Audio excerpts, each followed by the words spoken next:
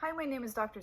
Gallagher. I'm a plastic and reconstructive surgeon with a special interest in gender affirmation surgery.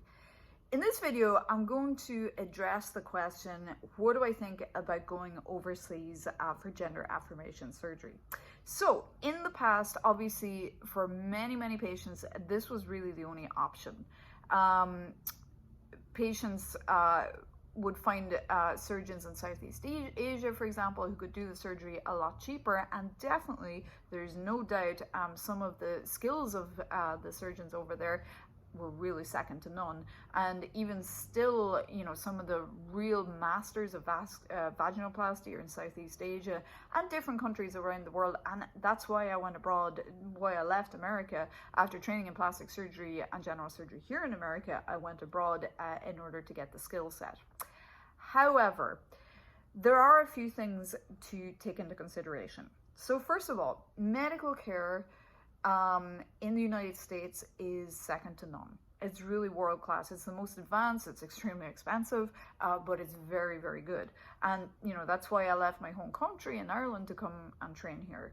So the only thing is, if you travel abroad, you may come across a very technically gifted surgeon, but you're going to be in that medical system in that country. So, for example, infection control, post-operative pain management, things like that may probably not be as good as they would be here in the United States. So it takes an entire team. It's not just a surgeon, and you're really going to be at the mercy of whatever is done in that hospital, which may be a third world hospital. So, there's two big reasons I can think of that I would discourage surgery abroad. And the first one would be just what I mentioned. So the fact that the overall standard of medical care is going to be lower.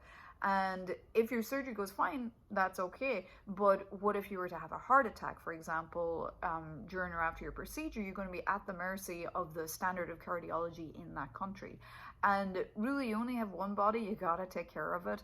So you have to take that into consideration. So that would be reason number one.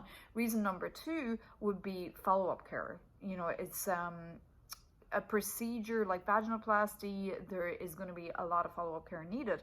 And indeed, many of my own patients travel in from out of state, and we have protocols set up where they can contact myself or the team to coach them through. But when we're talking about language barriers, it can be very difficult if your patient is the other side of the world with communication and various things. So that also needs to be taken into consideration.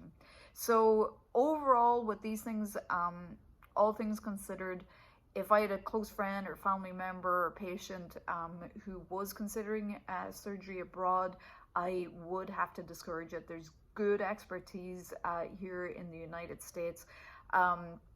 As these surgeries become more and more commonplace, we're going to see a lot of innovation here in the United States, and you know, techniques more than likely are going to surpass those in other countries.